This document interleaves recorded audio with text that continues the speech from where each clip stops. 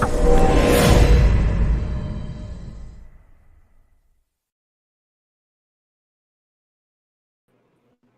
evening. Welcome to the Cheats Room podcast. I am the caller, back in the man cave, very excited. Lots to get through, lots to talk about, and I'm joined by some fantastic guests this evening. So let's go around the room. Becky, how you doing? Did you make the trip to the? No, you didn't. No, Saturdays. Hello, everybody. Hello. Nice to be here. Yeah. Saturdays are a bit of a pest. So, because Jack plays in goal, and my husband runs the team, I have to ask for about 3 months' notice to get Jack to play a Saturday game. And with the kind of 12:30 thing, and then I think by then they'd already announced that the Chelsea game on that Sunday is 1:30, and I thought I'm doing too many early, so yeah, I watched it at home. I've had to strategically pick my games in February that I'm going to, because, to be honest, I'd be divorced. There's a lot of football on, isn't there? She's a bit pissed with me already about going to the North London Derby this weekend, but there's absolutely no chance I'm missing that, especially as it's my birthday game. HG, how is Vienna? Cold? Das is good, yeah? It's quite cold. School's back today, so I'm hardworking like everyone else, and no one believes. They shouldn't believe it. I don't work hard. I was back at work. And life's all right. Only week till the next break. Bring it on. And Holly, back again, joining us. Welcome back. Love your collection of shirts behind you. Thank you very much. It grows, I feel, every time we have you on the show. A little bit. They're sadly not all mine. I wish I could take full credit for them. I do share the wall with my other half, but it's getting there now. It's looking nice. But no, thank you for having me on. I always like chatting to you lot. So cheers. And you were at the game, weren't you, Holly? You were there. I was. To be fair, I was a bit away with the fairies with my dad. I'm not going to lie to you. I was a couple of beers deep, shall we say. But no, it was nice to take into the game, so it was good. Well, good. And we've had some breaking news this evening, because this man has announced his retirement from football today. Not just international, like Hugo. We'll get to him. But yet Gareth Bale is no more. An absolute phenomenon. So I thought we'd go around the room and give me your Bale anecdote / favourite memory. Starting with you, Holly. Let's go with you first. He's probably the reason why I started playing football, to be fair. I grew up with a massive poster of him on my wall, and I was like, I want to play on the wing, just on the other side. So I played right wing. And I just loved the way he used to cut in. And when he used to do his celebration like that, he used to give me, obviously, the good vibes. It makes me feel a little bit old that the guy that I wanted to aspire to be when I was playing has now retired. It seems very strange. He's probably the first one where I've actually gone oh wow, he's not playing football anymore. But no, he's had a great career, and I'm wishing him all the best for whatever he decides to do next. I'm guessing it'll probably be playing golf or something. Definitely popping up on the PGA Tour. Well, if you feel old now, wait till the guy you grew up watching is presenting Match of the Day and giving his view on all sorts of political things, making a bit of a knob out of himself mostly. HG, your favourite Bale memory? I wish I'd have known in advance this was coming. Norwich away, weirdly. I think the second one, because he scored a couple of crackers there, but the second where he got taken out as he put the ball in the corner of the net, I remember going, man, and I felt that from then on he almost scored every game until he got sold. But that Norwich one seemed to be the one. But this guy is going to take the whole team on, and you can't and still score. And that you don't see that. You just don't see it in football, any league. But to see it in the Premier League was interesting. I don't know if it's just me, HG, but your audio is chopping in and out a little bit. Yeah, glitchy. A look at your setup. Becky, how about you? What's your favourite GB memory? Yeah, for me, I've seen it. It's interesting. Matt Hayes said when I think it was about 5 o'clock, wasn't it? He said he was going to not watch the Arsenal game tonight and just watch Twitter, because everyone would be posting their favourite shots of their Bale goals and just kind of sit and watch them. So I've seen the Sunderland one today in the kind of blue kit when he does the kind of side overhead kick thing a lot. For me, it was the ones in the Champions League, because they were just such iconic games. And Crouchy's tweeted something today, and Me and Jack are reading his book. Oh yeah. So we were reading it before Christmas, and then I didn't know he had one, to be honest. Well, it isn't him. It's a person who writes them for kind of between 8 and sort of 11-year-olds to kind of writing it from their point of view. They're brilliant. I can read them like in one day. I read Sonny's one on Boxing Day. But in here, there's a bit about his first goal. So I'll read a bit about this. Is obviously not from Bale, but the person who's written it as if it's from him. So it says, when Gareth's long-awaited goal finally came, it was April 2010 in the biggest game of the season against Arsenal. Tottenham were 5th in the table and their rivals were 3rd. So it was a tense battle for the Champions League places at White Hart Lane, the old one. Spurs were 1-0 up after 10 minutes, and then 1 minute into the second half, Gareth made a great striker's run towards the penalty spot. The Arsenal defenders weren't marking him. He put his hand in the air, calling for the ball, and Jermaine Defoe found him with the perfect pass. From about 6 yards out, Gareth coolly slotted past the keeper in with his left foot. The crowd went wild, it says, and Gareth ran towards them, his arms above his head. What a match to score your first goal in. So I thought that was quite, seeing as we've got the North London derby on Sunday. Yeah. But yeah, Bale's he's got so many iconic goals. But also, I've seen a few times today the overhead kick for Real Madrid in the Champions League final, which, because my husband's a Liverpool boy, he was not that pleased about watching that again. But yeah, there's too many to mention. But yeah, it's free kicks as well. Even like today, I've seen the penalty about 100 times that he scored against USA, and we forget about all the goals he scored for Wales as well. He's definitely by far the best British player ever, I believe. I'd probably agree with the best British player ever. I think he was just sensational. But I mean, it could have all been so different. I mean, do you remember early in his Spurs career, we couldn't win a game with him in the team. If ever there was an illustration of waiting for someone to come good, I think Gareth Bale is it. And my God, once he got that confidence, that self-belief, and to be fair, once he got pushed up the pitch and not being played at left back, he was like a man possessed. He couldn't stop scoring. There's the goal at West Ham away, which I think Dave Harris is saying there. There's the Champions League. Yeah, he won that single-handedly. I think, was it Mike On? He absolutely destroyed at the San Siro, volley at Stoke. There's just so many great Gareth Bale goals. I have to be honest, he's up there with my favourite Spurs players of all time. He's definitely in the top sort of 5. I think he's an incredibly talented footballer, harshly treated by the likes of Davo. He was giving him grief about coming back to Spurs on his loan deal. I just think I was so happy when I got into the stadium to see him one last time, because that, remember the Project Restart where we had 3,000 fans in? I got a ticket for that game, and that was the only time I got to see him during that season. That was the only time fans were allowed in, actually, that season, where Gareth Bale played. You saw him away, didn't you, HG? I did. I braved the cold of Austria by blagging a press ticket and saw us play awful and draw 3-3. But yeah, he didn't play well that night, so let's not talk about that. No, well, he didn't. I mean, he didn't play particularly, but he came on as a sub, I think. But it was great to hear Gareth Bale. He was born to play for Spurs, one last time, sung by the Spurs fans, and he's going to go down as a legend, isn't he? An absolute legend at the Lane. Hopefully, he comes back and does some press and media, maybe, or something like that. The rumor is So he won all that stuff at Real Madrid, and you don't get the impression they care that much at all, right? So if he's going to look back at his career, and there's going to be a club that loves him, it probably will be Spurs. I don't know how involved he'll be, but of anyone, it's probably going to be us. Yeah, well, I mean, he had the most success, obviously, with Madrid, because we had none. But he did, drag us. He dragged us into the Champions League, didn't he? I'm right in saying he kept AVB in a job for a period of time, I think. He was just a fantastic player. And you don't see many players who can win a game single-handedly. That's what I would say in football. Gareth Bale is one of those players. He's right up there with Ronaldo for me. He on his day, he could just destroy teams. You've seen it time and time again for Spurs, so he will be missed. Now, I said it was nearly a different story. Remember this little baby? Spurs must lose Gareth Bale to Lance Stewart Downing.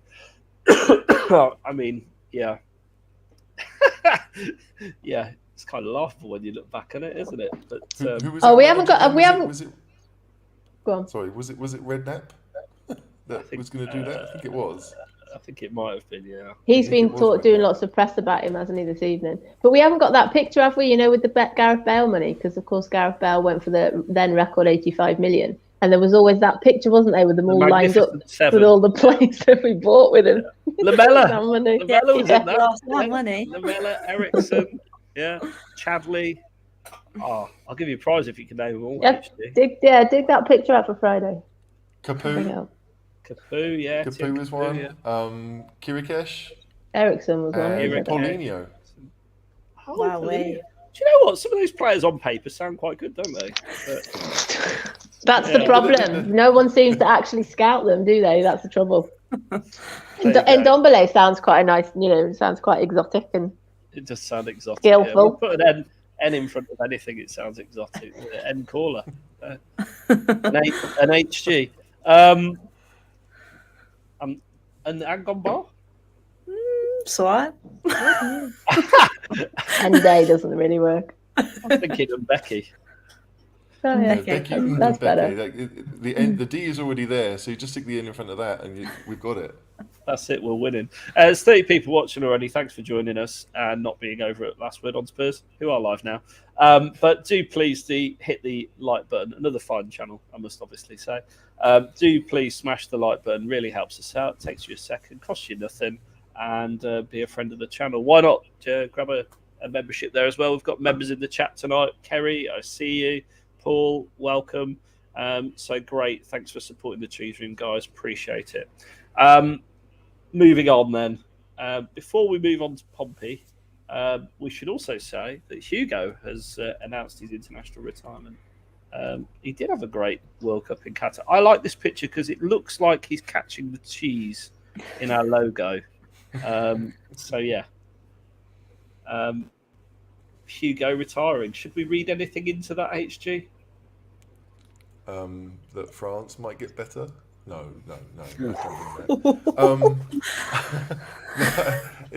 I'm not fussed. I mean, he obviously played a lot of games for them. He's obviously a legend for the French team, but I'm not French, so great. Let him concentrate on Spurs. It's pretty much my only thought on that.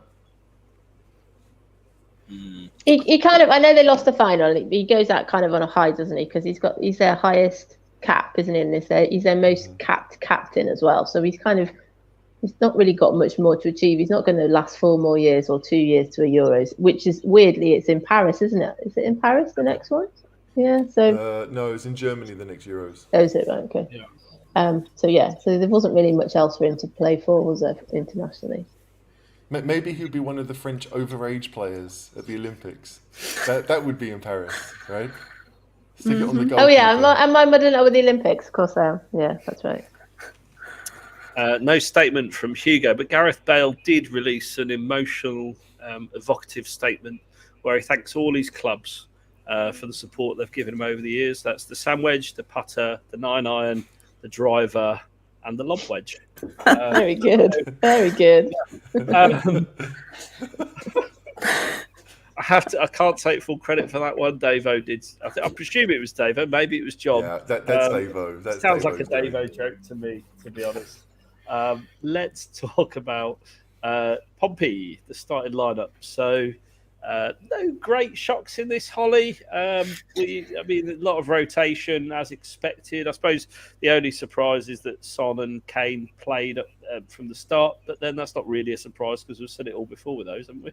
Yeah, they're always going to start, especially in a competition. I think we all know that we all want a trophy, and if we're going to do it, we might as well try and do it in the FA Cup. So yeah, you can understand why he's playing Harry Kane and Sonny.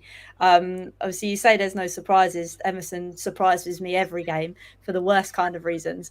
So the back line didn't really fest me with much hope. But then with Pompey, they don't really have an out-and-out person at the top apart from Dane, but Dane can't play. So I wasn't too worried. But I know in terms of obviously Pompey and their fans, they get behind their team, which is why I was very cautious with the back line. But we did all right, I suppose. We got the job done. Yeah, and Skip, a late addition in there, Becky for Basuma, who I've not heard anything on Basuma, actually, what his injury's like. Have you heard anything? I think the assistant manager said that it was a knock from the Villa game. that he just felt a bit more, I think, in the warm-up. So it wasn't something that actually happened in the warm-up. Okay. But afterwards, Skip was interviewed afterwards saying that he found out about 5 minutes before he was due to be on. So he said he was quickly looking at formations and looking at kind of stats and where he kept repeating, had to keep looking where to stand for free kicks. And he repeated that about 3 times. And I'm listening to that thinking, why? We're dreadful at them. But yeah, Skip, bless him. I've seen lots of kind of different opinions of Skip over the days since, but he's still very rusty.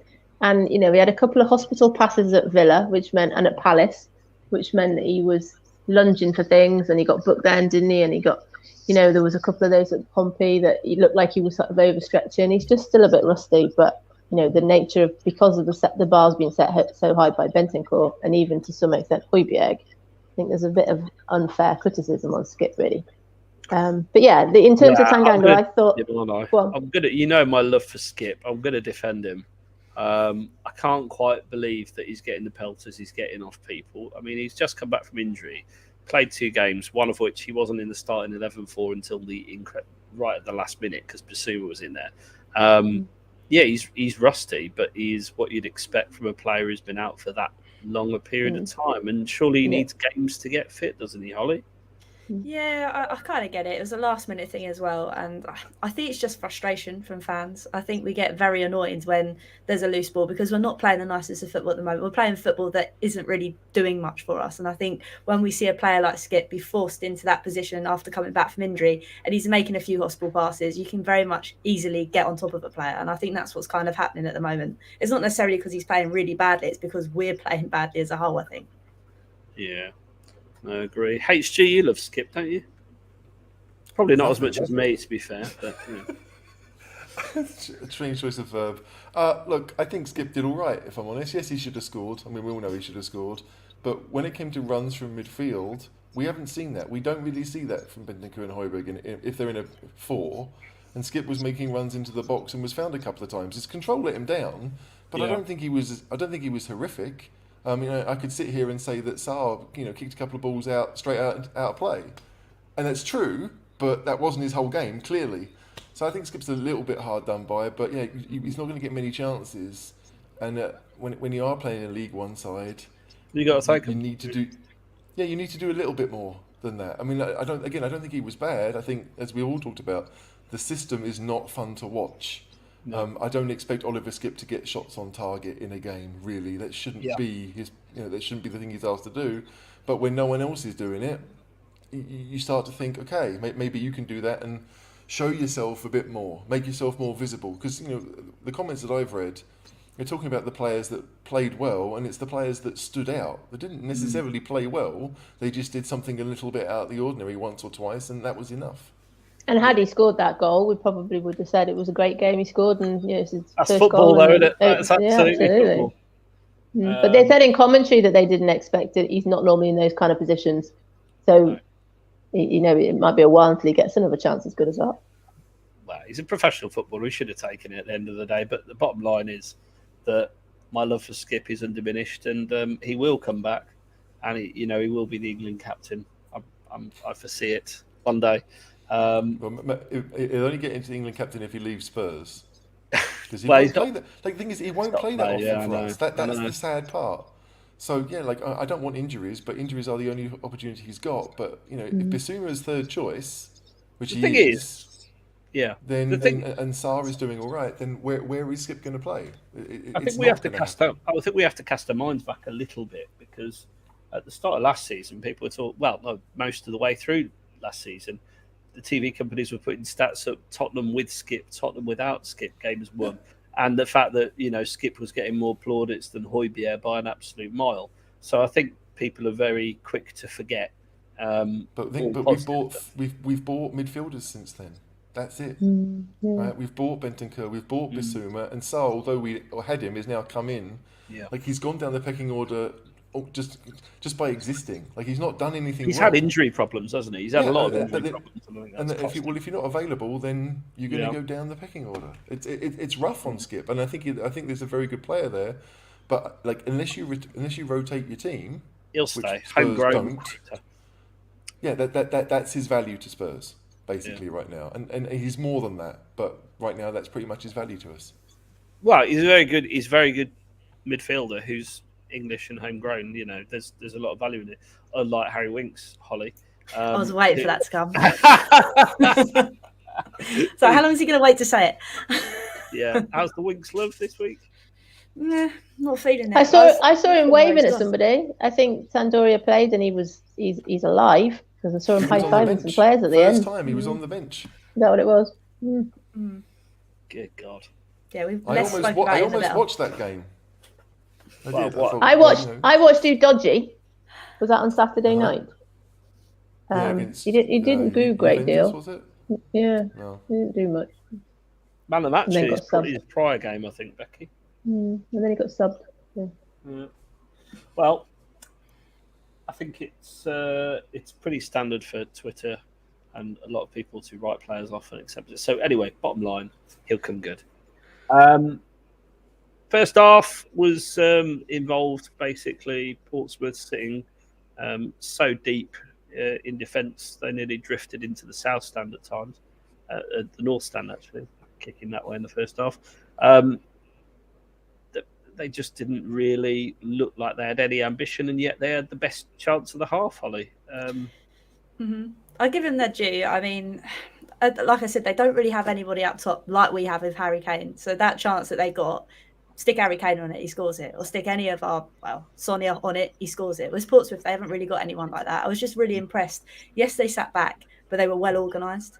And they've obviously done our homework because they know we can't seem to break people down that sit back. We can't seem to do it. There were so many countless times it goes left, it goes right, it goes left. There was no one really running apart from maybe Hill at times or Saul giving it a bit forward. But yeah, it was painful to watch. And like you say, sitting back and Portsmouth not really having an outlet, it pretty much had boring written all over it. I was just a bit annoyed that we weren't really going at them because Portsmouth did look like the better team in the first half and they didn't really do a lot, which is a bit depressing. It is a little bit depressing, but I felt that we just don't, and I feel we don't move the ball quick enough. Like when we play well, it's one-touch stuff, and positive passes coming from the midfield, and you just, HG, what's your analysis on it? Why do we only do that in fleeting? We don't seem to be able to pick up the pace when we need to. Well, I think it depends on having your best team available with Spurs, sadly. Like you think it's more likely if Bentancur's in midfield, if Kulusevski's up top, then you see that. That's the only time we've seen it under Conte at Spurs is when we've had those players available. So it's sad that we don't have a plan B. But I looked at that first half and I thought it could have been Villa in Portsmouth shirts. Nothing really changed, right? They were good defensively. We didn't have any chances. It never looked like they were going to score. But it could have been Villa. Portsmouth did the same thing. And I suspect any well-drilled team could do that to Spurs, whatever level, really, because we just aren't... We're easy to play against. Like, I'd feel comfortable defending it. If we were back 5 or back 4 with 5 people in front of me and all I have got to do is wait for a cross to come in from Emerson Royal, I'm all right with that. Well, you're a unit. You'd swallow it up. I am a unit. Yeah, very much Harry Maguire, sadly. But... it's painful to watch. Like, are we trying to bore teams to death? Literally. Like, is that it? Like, it's like we're trying to play against Eric Dyer, waiting for a mistake from their centre half. But I don't know. Like, it's weirdly enough, it didn't feel that bad watching Spurs because we had the ball. I don't know why. Like, compared to the Villa game where I thought, if Villa actually try, we're going to get mullered. With Portsmouth, I never felt that way. But, I think I saw a comment, had Kane not started or played, we'd still be playing. Like, no one was going to score in that game. Spurs weren't going to score without Kane. And that is worrying. Like, that is really worrying. Because Portsmouth are an average League One side. True. Just got this. Alina, sorry to hear you've been really poorly. And thanks for tuning in.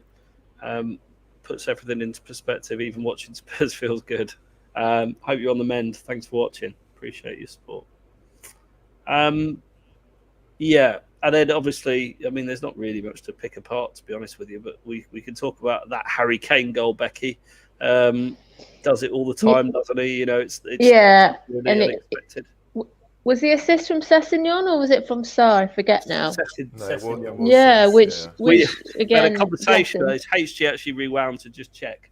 He couldn't believe it. He had to check. And also for the position of where he is as well is slightly odd, isn't it? Because it's like on the corner of the 18-yard box. But bless him, Sess is gone. You know, we've talked many a time on this show, haven't we, about confidence player. His confidence is low, and he's not getting a run of games. But yeah, so the Sess passed it to him, and interestingly, watching back on like Match Today and seeing replays of it, as soon as Kane makes the second touch, you hear the roar before he's even shot it, because it's only going one way.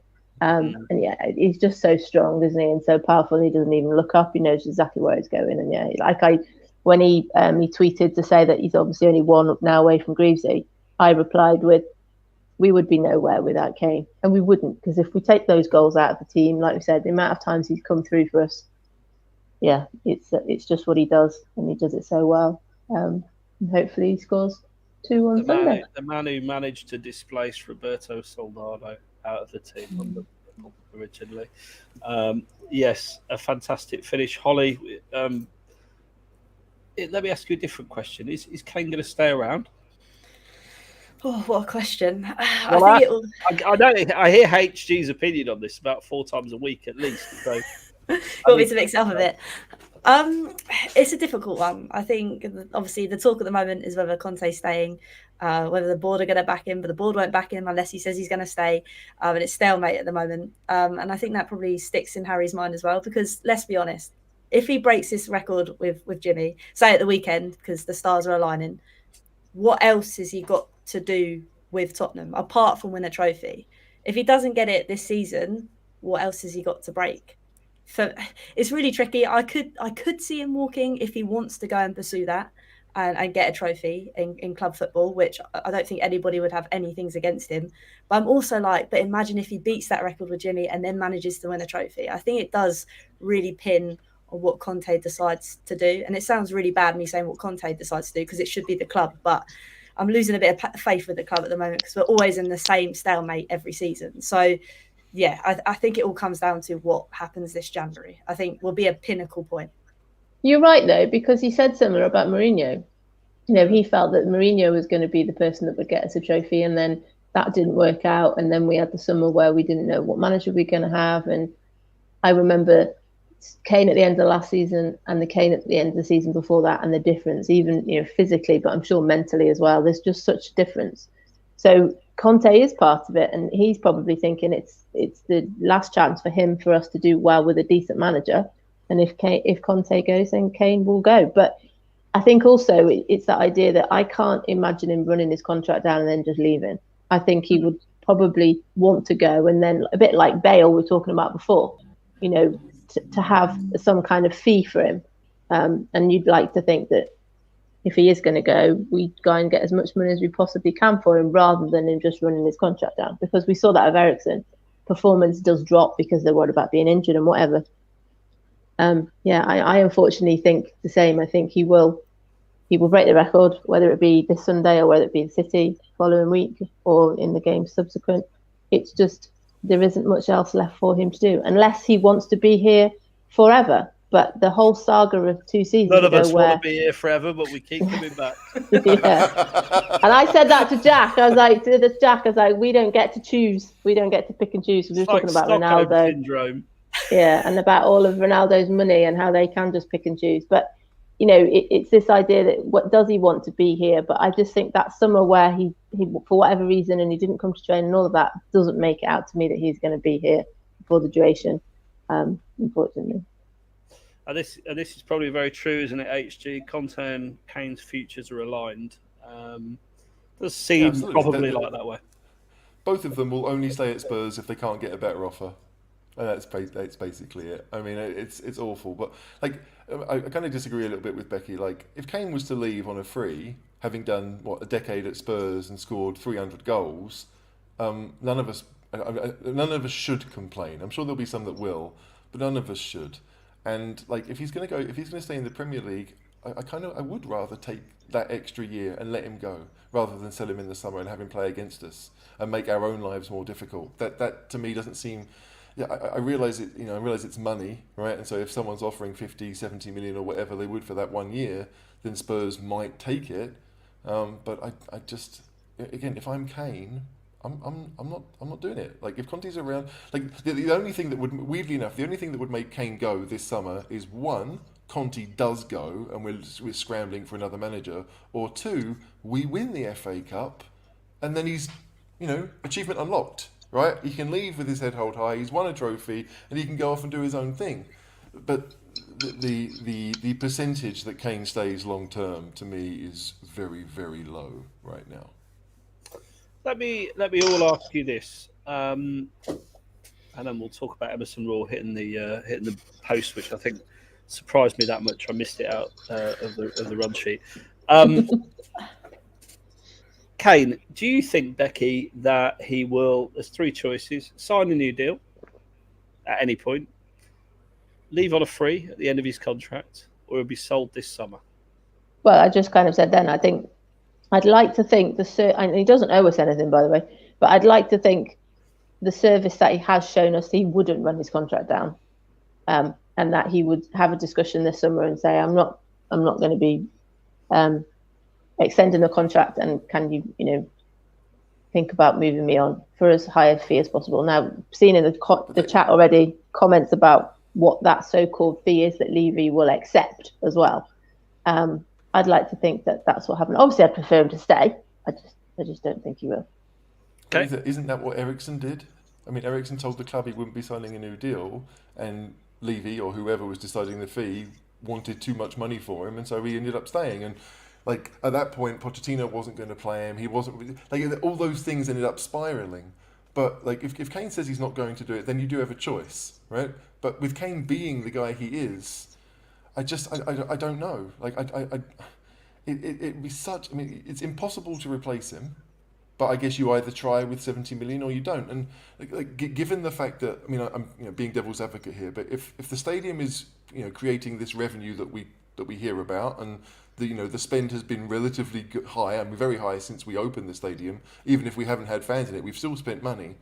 Like we're not necessarily in a place where we have to sell him to then be able to replace him. Like it would be easier, no doubt about it.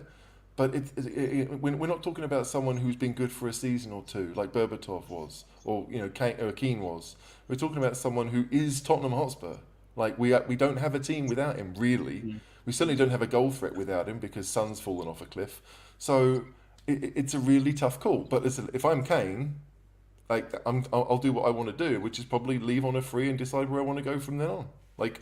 The difference between 30 and 31 for me is minimal. He'll go somewhere, get a 4 or 5 year deal, play where he wants, and the question is who will take him. I suspect there will be more teams that want him on a free than there will be that are willing to pay the money that Levy wants this summer. I'd agree with that. Same question to you, Holly. What do you think? Do you think he will be free, contract extension, or the transfer window will be sold in the summer? It's an awful thought, isn't it? I don't know. I kind of get what HG's saying in terms of, like, we did it with Ericsson. We didn't play him and then his fee dropped. And again, we don't owe anything to Harry Kane. If anything, Harry Kane owes us because of all the great service he's done, sort of thing. For me, I feel like we need to get some money from him, though. I just feel like the whole team is tried to be built and centred around him. If we're going to let him go, I'd like to get some sort of money for it. And I get what HG says. If we sell him to someone in the Premier League, yes, he's going to hurt us. But I feel like we need something to show for, if it's not going to be a trophy, it sounds awful. If it's not going to be a trophy, I need some sort of money to reinvest, to make the squad younger, to try and find someone not like Harry Kane, but someone that could hopefully fill that void of Harry Kane, if that makes sense. No, I think you're right. I think I would, if he's not going to sign a new deal, establish that and sell him, to be honest, in the summer. Because you need to find the next striker, Vlahovic or whoever that may be. I do wonder, like, Kane's probably got a list of teams he wants to join, right? And you'd suspect... Charlie Kane's developed this list. We can have some fun with it. Exactly, with a bit of crayon. But you suspect that City would be top, of that list, despite the fact they've got Haaland and Alvarez. You'd suspect that if any, like, it's a weird thing for Harry. Like, if he wants the choice, then he'll have to wait a year, because The maybe thing is, if he wants trophies, going to Man United is not necessarily any better than staying at Spurs right now. It could be argued. I don't think it depends if he cares about the Alan Shearer's record, really. That's it. Because he could break that. He does. He does. Play, yeah. But does he He could care break- enough not to he win could break trophies, that. Becky? That's the question. He could break that at Newcastle. A lot of people have mentioned United. Yeah, but Newcastle, I think, would be somewhere. It's a sort of family sort of club. I know they're now owned by oil, but that sort of idea of everyone who's a Geordie family supports club, and if Newcastle. you don't disagree with them, they drag you into the vending area and behead you. Yeah. But the fans before that, it was that kind of idea, and I think they need, is it Wood that they've got up front that did that shot over the bar yesterday, Saturday, whatever day. I could see him going to Newcastle and being their main striker. Trippier's there, he's got people that can cross the ball for him. I score goals, but I mean, if the logical club for me is Bayern, who've been sniffing around him for a while anyway, would pay probably a bit of money for him to get him this summer. It depends. It totally depends if he cares about Shearer's record, doesn't it? Yeah, does anyone really think that Kane would move to Germany anyway? No. Because I don't. No. He's very much an English boy, which is not. There's no issue against that. But he'll make a fortune wherever he goes. He's likely to play almost anywhere he goes. Yeah. And so the only issue with this summer is which teams will pay the money that Spurs want, and there may not be that many that will do that. I mean, I never thought Gareth Bale would leave to Spain. Really, He didn't. Well, in here he talks. I know it's like in retrospect, but in here it talks a lot about him wanting to go to Real Madrid. He talks about wanting to be United, playing at Old Trafford, and going to Real Madrid. So maybe he did. Yeah, I mean, I'm pretty certain there was a picture of Bale in a Real Madrid, one of those awful like Bale at 12. In there. Well, that means he'll end up at Arsenal. Don't say that. Yeah.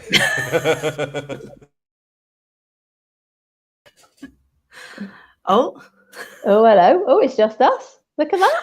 I thought HG booted. I thought Caller booted HG out because he said Harry's going to Arsenal because of the Arsenal shirt. Right, let's get back. While they're waiting for him to come back, I'll leave. So, Holly, talk us through Emerson's header on Saturday at Pompey. To be honest, I was so amazed it came through, a bit like Caller. I didn't even remember it happened, and I was sat right behind it. I literally don't know what came over me. The fact that he was at the back post at the right time, he headed it, and I thought it was going in, but obviously it hit the post and bounced out. I was like, I'm so glad it didn't go in, because obviously the stick I've been giving him, it sounds horrendous. But I said this to Jack though, because obviously we're watching it at home, and as people will have seen this on Twitter, a few people have replied. The game for us was on iPlayer, and I think. Did I watch it? I did watch it on iPlayer. That's right.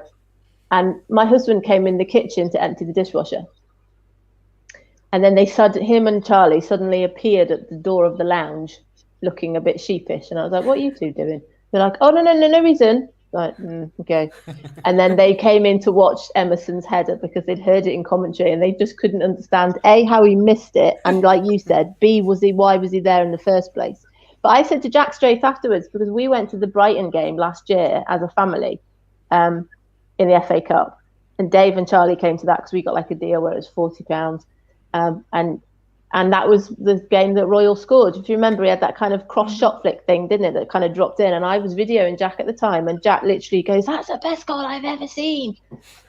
Obviously, he didn't mean it, did he? But for like someone watching it, and Jack was like 8 at the time, I think. He thought it was the best goal ever. So I said that, Royal has them in him, these kind of flukes, but that's unfortunately how he is. Didn't he do another no-look pass again on Saturday? I think so.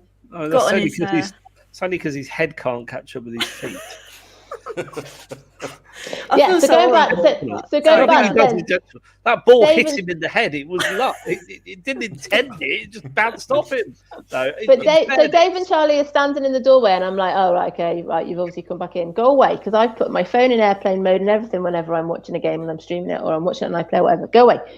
Anyway, almost immediately after, doesn't it? Kane scores. So Dave then reappears, and he thinks I can't see him in the edge of the doorway. So me and Jack were like, oh, Spurs must be scoring here. So it was a bit of for such a great goal for us, it was a bit of an anticlimax. We were like, Spurs obviously score here because Dave's come back in because he was listening to it on Radio 5 in the kitchen. We're watching it on iPlayer in the front room, and you're like, oh, anyway.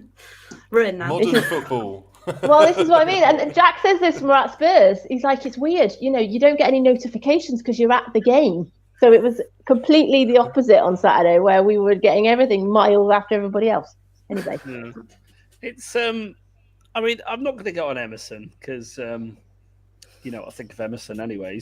He's just not really good enough. But it was a difficult header for a non-footballing person, wasn't it? Well, slightly. Like you say, just hit him in the face. I mean, I'm not going to get on him because I think enough people do that. And he frustrates me immensely. But I do feel a little bit for him because it's not his fault that Conte keeps picking him, and the guy is doing his best. So there you go. A couple of questions then at the end of the game. 1-0, yep, very nice. Through to the next round. I mean, I'm glad I didn't go, if I'm being really honest, Holly. So sorry you had to sit through that. But hopefully you had a few beers, so it'd be fine. Yeah, it was fun. I was vibey. But I mean, the entertainment factor is just not there, is it, right now at Spurs? I'm hoping that the best atmosphere I can remember at that stadium, well, 2 games, Man City at home in the Champions League. I thought that was absolutely incredible. And versus Arsenal last season was probably the best. The best. Because no one stopped singing the whole 90 minutes. The team reacted to it. Arsenal were intimidated. That's what we've got to make it like. This Sunday, and that preview will be Friday 9 p.m. on here. We have got HG's doppelganger, a very reasonable gooner. He is reasonable gooner, isn't he? HG, he's a really nice bloke, Stephen. So he's joining us Friday night. So essential viewing. Do tune in for that, and smash the like button while you're there, and smash the like button on this, please, as much as you can, as many times as you can. So. Who have we drawn in the next round? Preston. Everyone fancy that? Preston away? That says to me banana skin all over it. Chappers noticed it, didn't he, in their kind of like very quick review. He said, Preston against Spurs. They've obviously, media companies have already sort of gone, ooh, yeah, definitely potential banana skin there. Yeah, definitely a banana skin. Yeah, but the stars were aligning. I mean, tell us about this, Holly. So I don't know what it. I've read a few bits on Twitter. You're a much better host than me, so you'll be well versed on this. But are there like one of Arsenal are going to go out, or Liverpool or City or something? So our path is a lot easier than it could. And then we'll lose 1-0 to Preston. That's how it will work. Exactly. That is exactly how it works. That's how it always works. Oh, sorry, I interjected it. No, I was just going to say, because obviously Arsenal are playing tonight, and I think they are winning at the moment, but actually probably quite good if they can stay in as long as possible, because then obviously they've got more games to play as well. As much as I'd like them to go out to a bogey team, I'd quite like them to stay in it so they've got more games to play. But like you say, the big guns have got to go out at some point. Hopefully we obviously don't go out before them and make it to the final, because I'm fed up of not having a trophy at the minute. Yeah, so City and Arsenal will play each other. Wolves or Liverpool will play away at Brighton. I wanted Newcastle to equalise on Saturday because same thing. Then now they've only got top 4 Newcastle to focus on because they're not in anything else. So I'm with Holly. The longer the teams, but equally, if they, good. I'm not worried about Newcastle. Okay. They won't be top 4 in the season. They won't. Let's hope not. But equally, if they all knock each other out, that helps us. But then, when I was watching All or Nothing last week, I was like, we watched the Norwich game. Paul, I've never seen. Stop bringing me down to earth. Well, yeah, there you go, Norwich. And I was at Middlesbrough last year, and that was awful. Oh yeah, you were. Oof. Norwich game, obviously that's the one that is it when Dyer ran into the crowd and then got banned, and then I've never seen three so woeful penalties as that game in Norwich. So yes, it would be great. We avoided a Premier League team, but by no means White Preston is not an easy fixture. No, it's a hard fixture. It's Grim up north, Uptick north. I think it'll be tough. But don't worry, because there's one thing I didn't touch on that I needed to. Sorry, everybody. Hill Messi was player of the match. Love this guy. Absolutely love this guy. Let me ask you, Holly, how do you feel about Hill Messi? He's doing well. Considering obviously Decky's injured, he's had to step up. He's stepped up, which I'm proud for him. And he's young, and obviously I was probably one of the people that wrote him off to say, he needs to bulk up a little bit because he's getting pushed off the ball. But he's proven me wrong, and he can keep doing that. It's just nice that when you've got such a prolific player like Decky out that's done so much for us in creativity wise, and Hill comes in. Yes, I don't think he's at the same level as Decky, but you can see that he's got the ability, and with time that will come. So yeah, I think he did well. And the fact that my dad pointed out that he thought he should have been man of the match halfway through the match after he had about 7 points is a win in itself. So HG, is it a case that size doesn't matter with Hill? Because you're looking at me like I'm mad. Because everyone's saying he gets knocked off the ball easily. And he does. And my argument would be he needs to learn how to use his body weight. There's plenty of players of his frame that play top flight football. It's how he learns the league just as important as bulking up, because you don't want him. Imagine old Brian Hill coming out looking like Adama Traore. You know what I mean? Are you suggesting that Hill should I think there's the Baby Oil on his Photoshop in that, arms? by the way. There is Photoshop in that, absolutely. Yeah. No, look, but I think Brian Hill played well. I don't think he was amazing. I think he was one of our better players, but it's a pretty low bar on Saturday. But he did well at Palace. He got better as the game went on. I mean, obviously going 2-0 up thanks to Kane really helped the whole team play better. So I think the jury's still out. I love him as a player. I think he's got the things you need in a team to be successful. Like the fact that he can beat a man, he doesn't do it often enough, but he's willing to try it. And for Spurs right now, that's so valuable because no one else is really trying. I mean, Sessegnon tries, but everyone knows, including Sessegnon, that he's not going to be able to do it. Whereas Brian still has that belief that I can. And he may only have let's say the one trick of always kind of cutting into his left foot. But if it works, and a couple of times it has done, and it's led to goals. So if that continues, brilliant. But let's be honest, if Kulusevski and Richarlison are back, then Brian is back benched and perma-benched, really. Like, he's not going to come in unless people are injured. So it's good to see something from him, and he doesn't cost us anything right now because he still counts as under 21 for the squad. But it would be interesting to see what happens. Like, if Conte does stay long-term, I'm not sure Brian will. No. It's I don't know, but look, I'm happy that Spurs won, and he was a massive part of that, so that is good.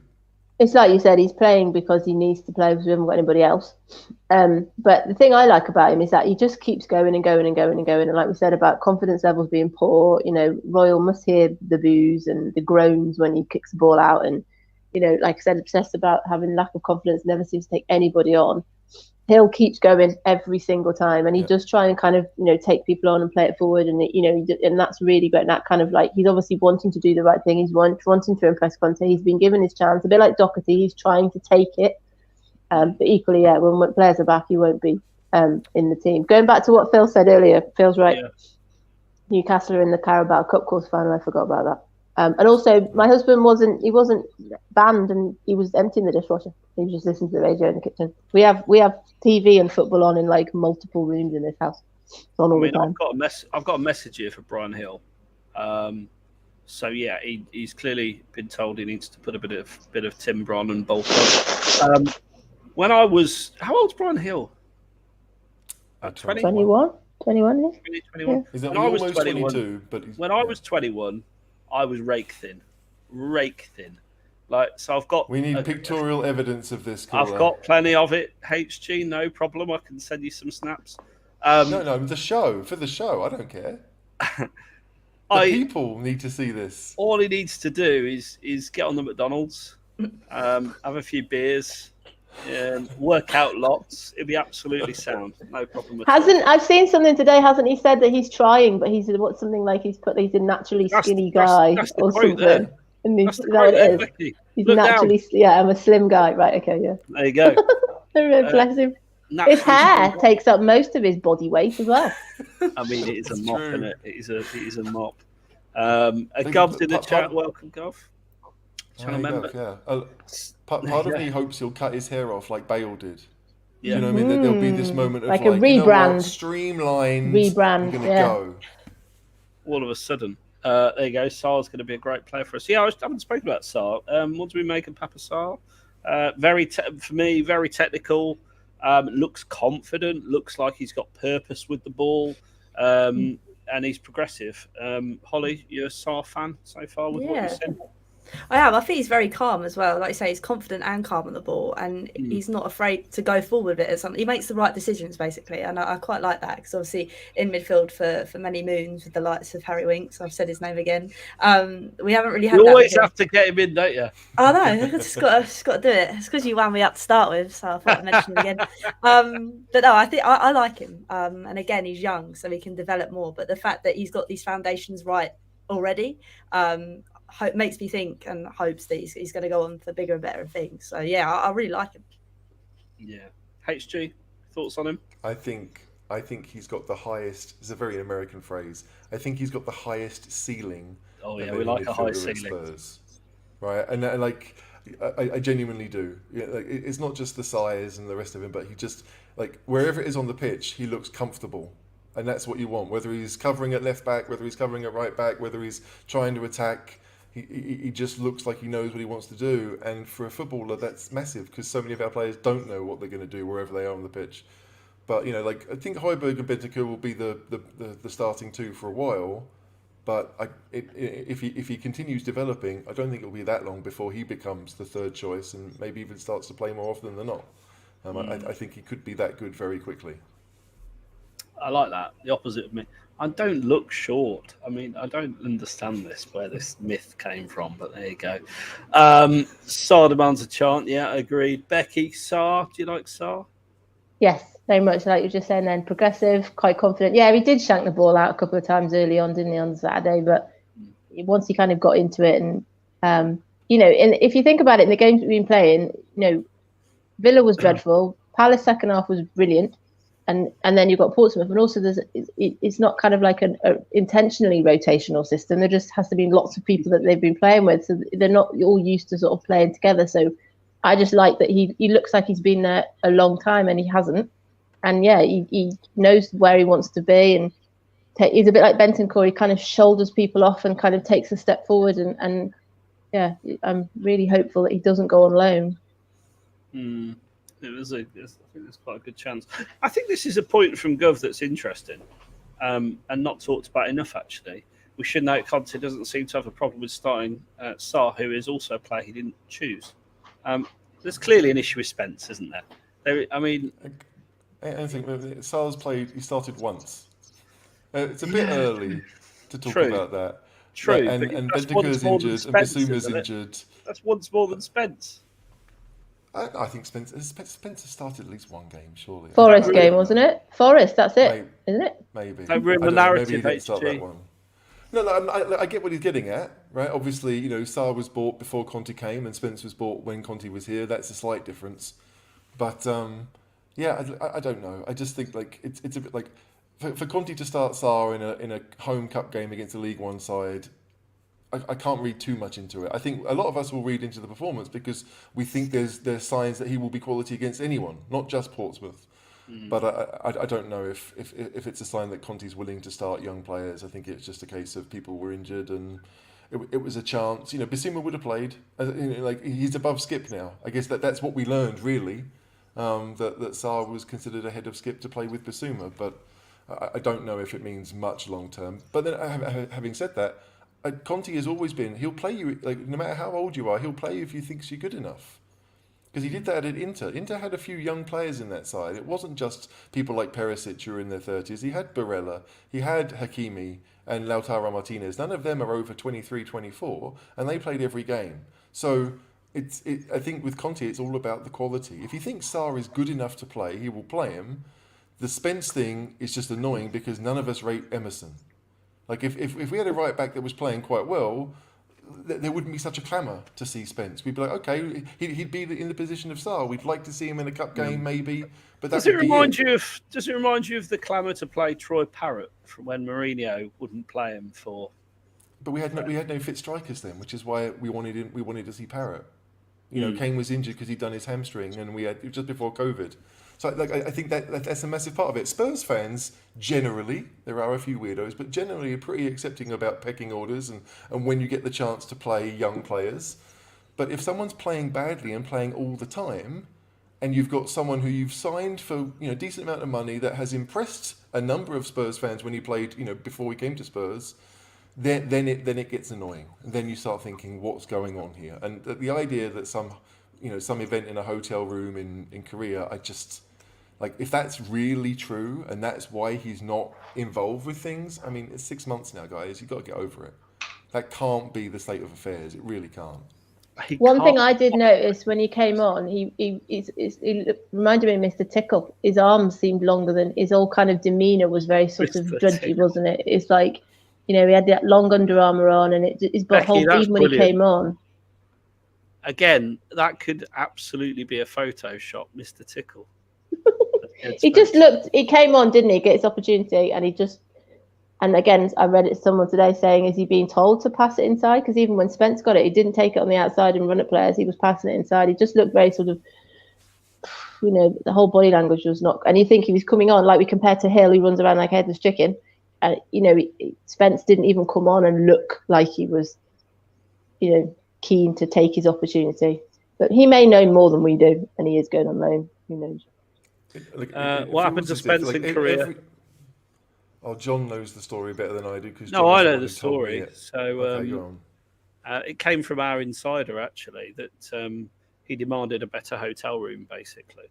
The team was staying at a hotel. Spence didn't like his room, wanted to be upgraded, and said he'd pay for it himself. And the reaction from the Tottenham management team was, that's your room, and if you don't like it, you can go home to London. So that's the attitude that he displayed in Korea. Allegedly. Do you think that would have been like deliberate? That Spurs had deliberately given him a crappy room because he had this reputation of being a bit, Billy Big Balls. Like, if we give him a room, we want to see how he reacts to it. Because I think that type of stuff is ridiculous, but I know it happens.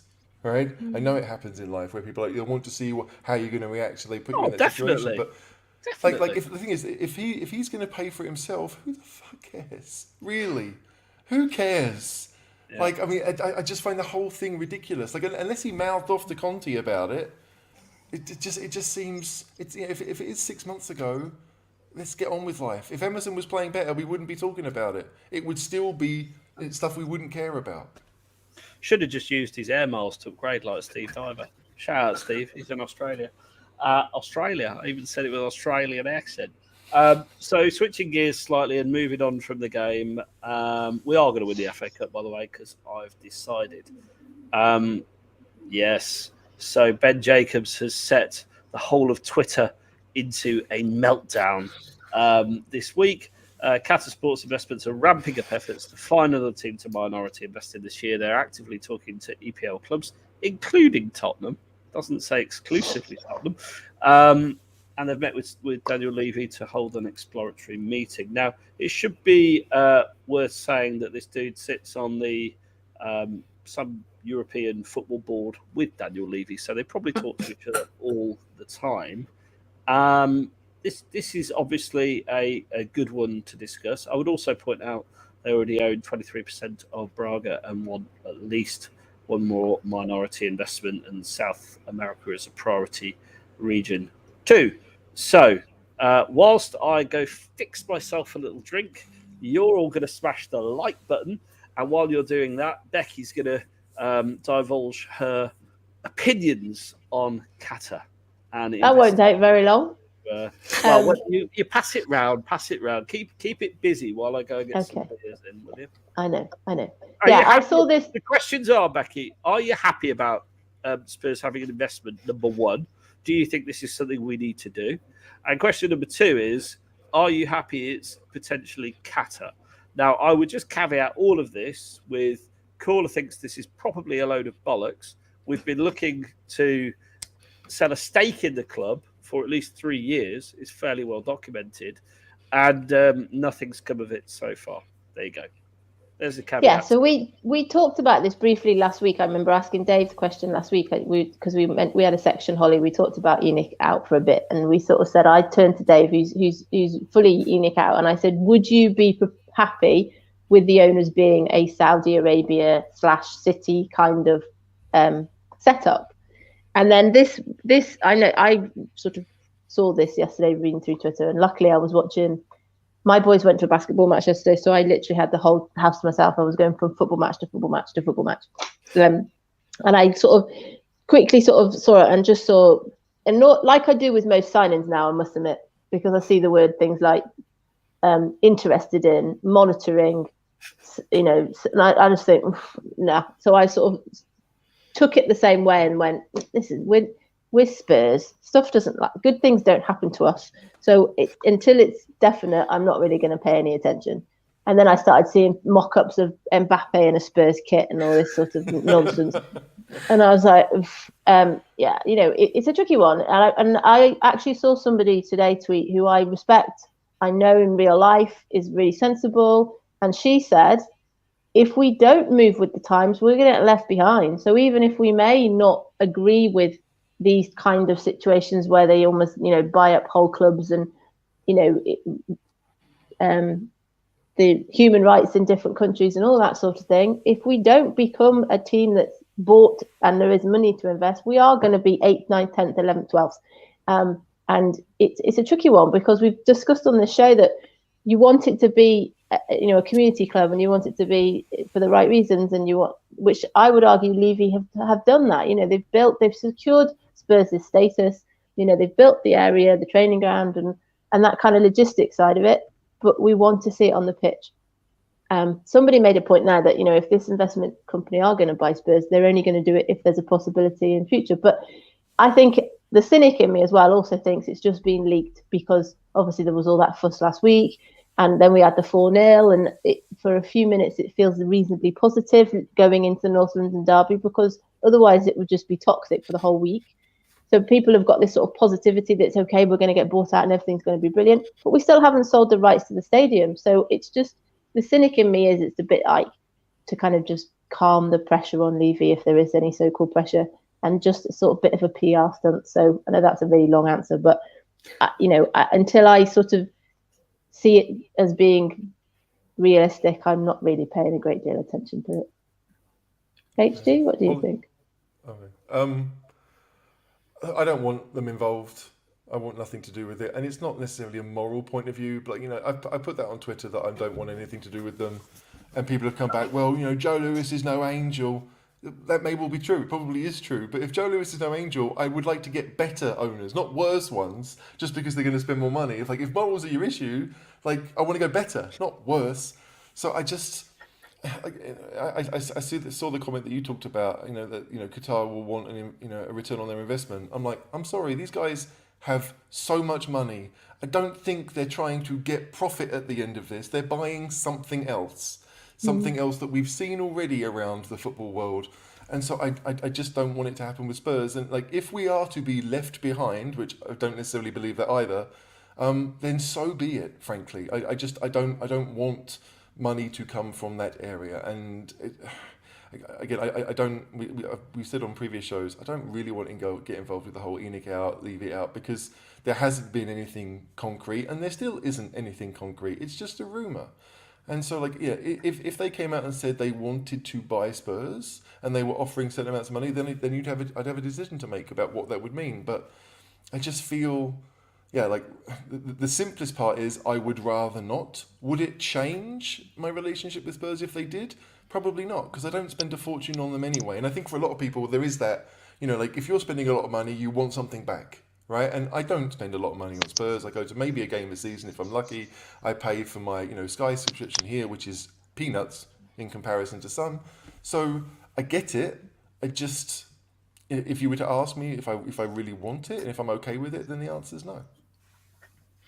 Holly, what's your take on it all? It's just really difficult because obviously I'm on the stance where it's just an endless circle.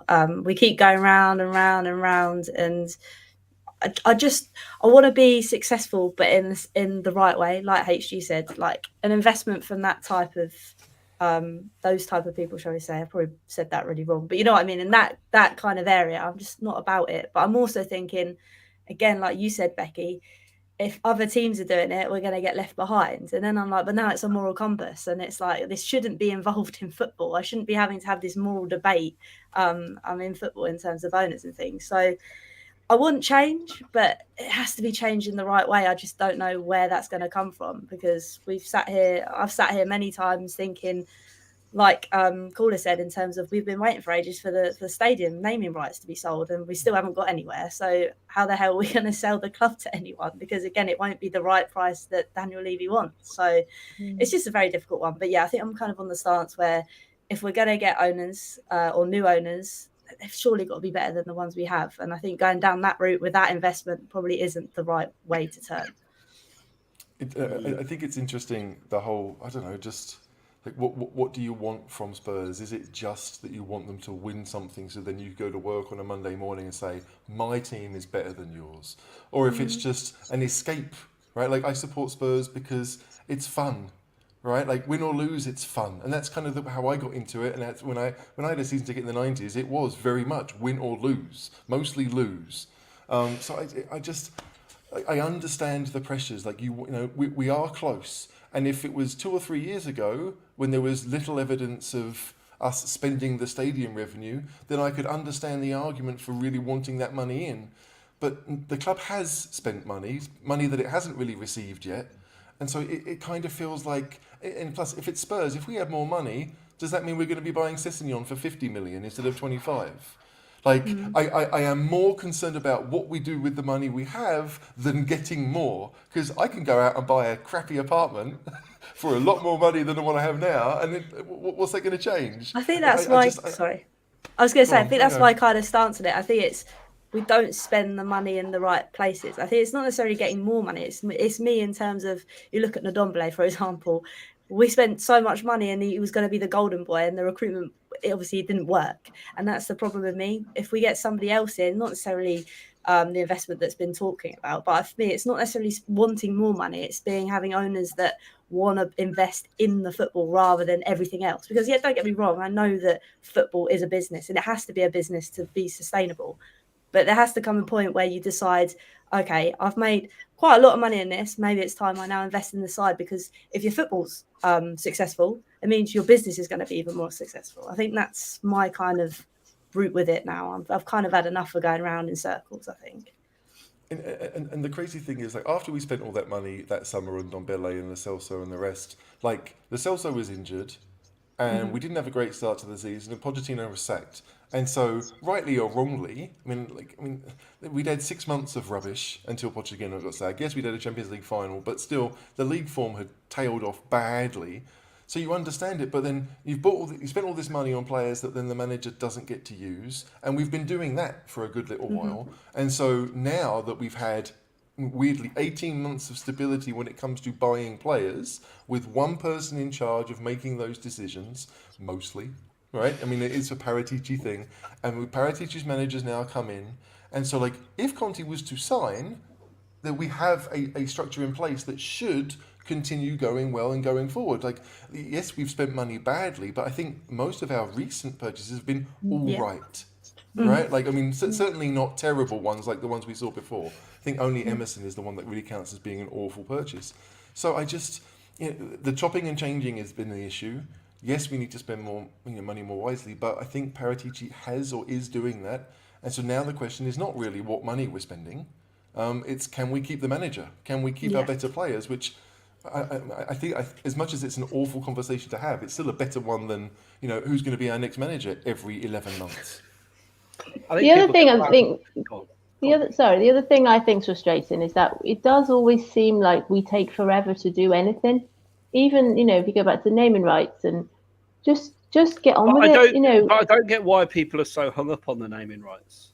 I genuinely. No, I'm don't. not. I'm just using that as an example because it's taken ages and we still haven't got The one. thing is with the naming rights.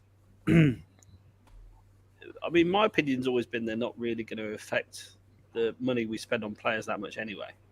Like, it's 20 million a season potentially. 20 million doesn't even buy you a full Emerson Royal. I knew you were going to say that. If the revenue is 400 million plus a year, then 20 million is nice. But you're right, it's not essential to what we want to do. Yeah, it just feels like it takes them forever. Because I was reading something today about Trossard. Because he's on gardening leave, isn't he? They're trying to say that he's not fit, but really he's obviously going somewhere. And I was like, and someone tweeted, why didn't they do it like I said last week? Why did they not sort this in the World Cup? And someone's tweeted to say, does Paratici only really work in January and in August, and that's it? Which obviously they don't. But it would just look like if we had they had the World Cup break, work out who we're going to get, and then get going. I saw a tweet to say that we're only buying one player and we're doing it after the 20th of January. And you're like, really? That's February before they're even settled into the team, and just get on with it. I'm the same. We don't need to spend a lot of money. Just spend the right money, but just do it earlier, and then Conte can have a month. But we did do it earlier in the summer, didn't we? Yes, but we haven't done it this time. But people are getting wound up about a January window. Not a lot happens in January generally, does it? I mean, yes, fair enough. There are some teams in the Premier League that have bought a player. No, yeah, but I think we've said, haven't we? Maybe one or two players makes a real difference to us. So one or two players that are sort of lower fees and younger players that I just think I don't know, just feel like we're just waiting around when we could be getting on with things. I think it's Pedro Porro for me. Sorry, HG. I think it's Pedro Porro. The fact that obviously we've been sniffing around for ages, or we're interested, and now rumours are coming out that Chelsea want to go in for him. And it's like, if we were a little bit more proactive, we could have got this done. Because I'd love Pedro Porro to come, because obviously I don't really want the other guy that's there at the moment. So it's just, I feel like we're always very reactionary or behind. We're never like really proactive. But again, I suppose it's January. It's the hardest window. I'm not really a transfer expert, but from a fan that doesn't really have a clue about transfers, I just get frustrated, if that makes sense. Two centimetres smaller than Brian Hill. HG informed me today. Yeah. Go on, HG. What were you going to say? You were laughing at something. I was laughing at Kerry's comment about me always being on holiday, but thank you, Kerry. Look, the issue with Spurs, I mean, who has been signed so far in this window from the big teams? Like Liverpool got Gakpo, right? Mm-hmm. And they spent a lot of money on him. And he was not maybe that a player. Much. 40 million was it? But I mean, it's not insignificant money. No. And it's not really an area that they needed to reinforce, I wouldn't have said. But they spent the money.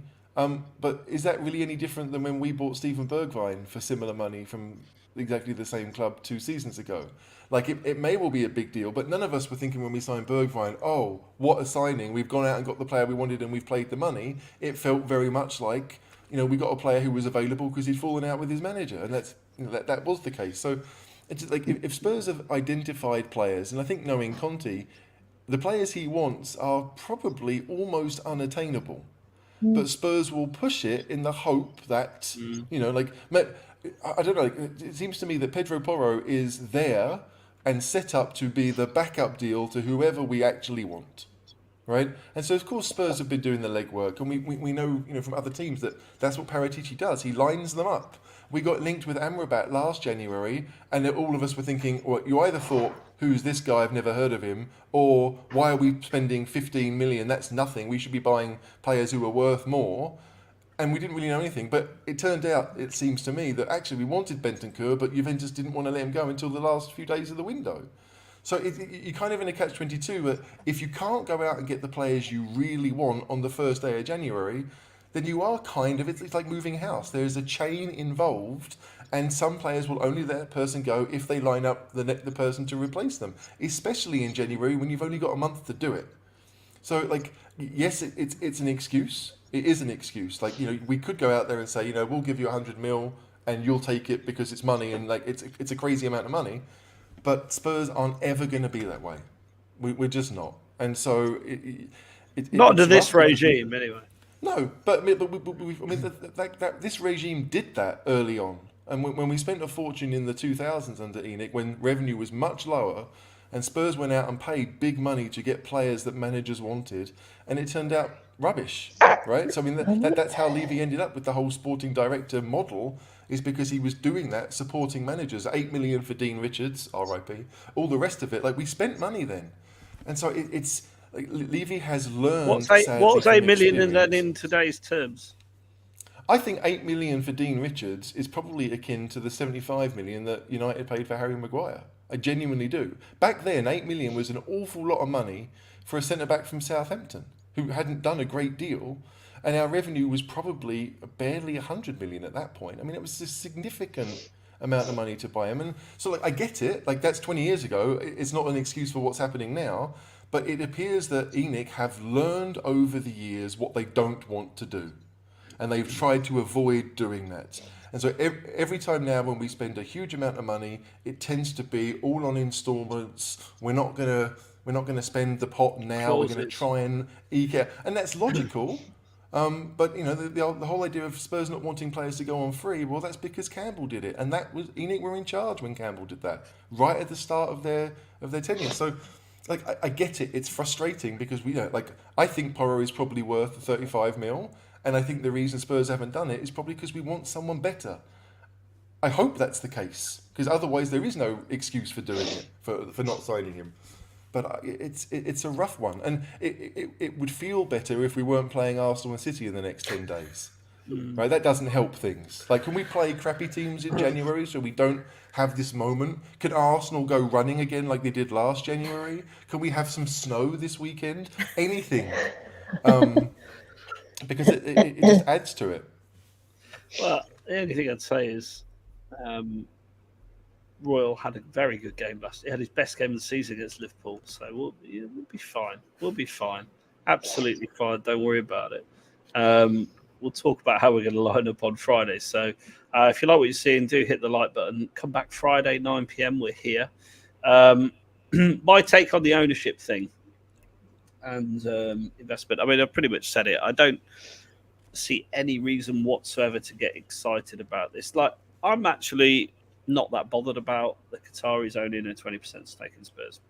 I really am not. Because, A, because I don't think it will happen, but B, because I think that's where football is kind of going anyway. And I think you're going to be owned by bad people almost regardless. And that's just a sad indictment of where the game is at. And I get the outcry. People are sort of clinging to the hope. Oh, the Qataris want to put 20% of Spurs, buy 20% of Spurs. They're going to put a shit ton of cash in, and we're going to start, paying for people up front. I don't really buy any of that while Daniel Levy's in charge of the club, unfortunately. And I think the points you make are quite good, salient points, HG. I think there's a reason why we follow that transfer policy. Whether you think it's the right one or not, it's a different kettle of fish, and it's obviously up for a very extensive debate, which I know many channels that just have that debate and don't talk about the football, but there you go. Look, we've been going an hour and 20 minutes thereabouts, so I want to thank you all for your time, really, and wrap up there. Becky, thanks very much for joining. We know how busy the teachers are, so appreciate it. It's all right, thank you. I'll be back next Monday, hopefully after a North London derby victory. I might see you there. Where are you sitting? South Stand? Oh, no. The Northwest Spurs, all the sports supporters clubs were given a reduced allocation. Oh, really? So a draw was made, and me and Jack were the lucky 2 of the 18 that got tickets. Wow. But as a result, we are North Upper 512. So I'm taking Nothing my wrong with binoculars. North Stand. I'm taking my binoculars. They'll be like ants on the pitch. Well, yeah. Hopefully, maybe we'll see each other. I'm in North Middle, so you never know. HG, I'm sure you'll be enjoying the North London derby this weekend. I think I'd rather watch it where I couldn't really see what was going on, as opposed to in HD, like camera, where I can see exactly what's happening. But Cauley, you talked about not seeing Spurs play well this season. At least you're going to see some good football at the weekend if it's not from Spurs. Really? If good football is what matters, you're going to see it this weekend, sadly. Hopefully we'll kick a few of them and that will be enough. But yeah, I don't know. I never look forward to the game. I'm not doing the preview because I genuinely just don't want to talk about it. Oh, It's look, gonna make me ENIC depressed. out. Make sure you hit the like button. Thank you very much. Holly, thanks for joining.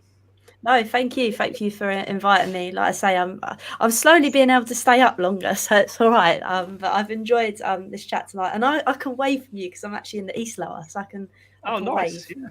Yeah, do. Yeah, so- Well, hopefully we'll see each other another pint or something. Yeah, definitely. Brendan's just reminded me. Very well done, Brendan. I always plug the pod, and you should listen to the pod.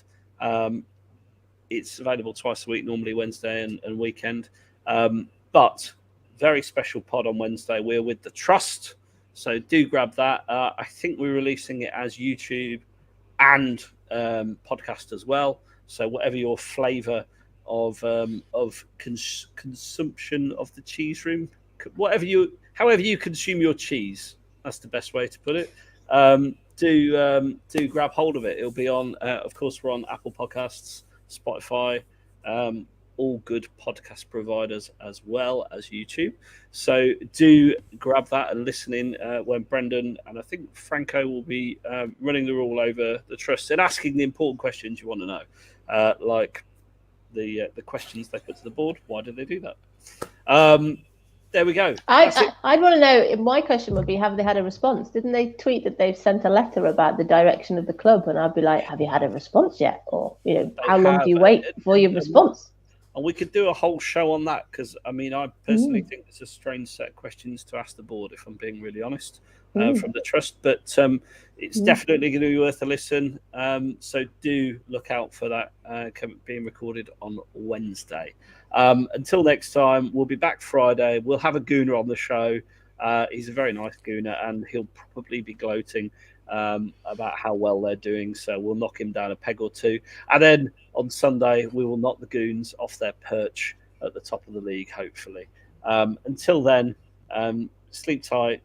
Keep watching the Cheese Room, listening to the Cheese Room and supporting Spurs. Come on, you Spurs! Come on, you Spurs! Oh, you Spurs! Going for gold. Go on, HG. Go on.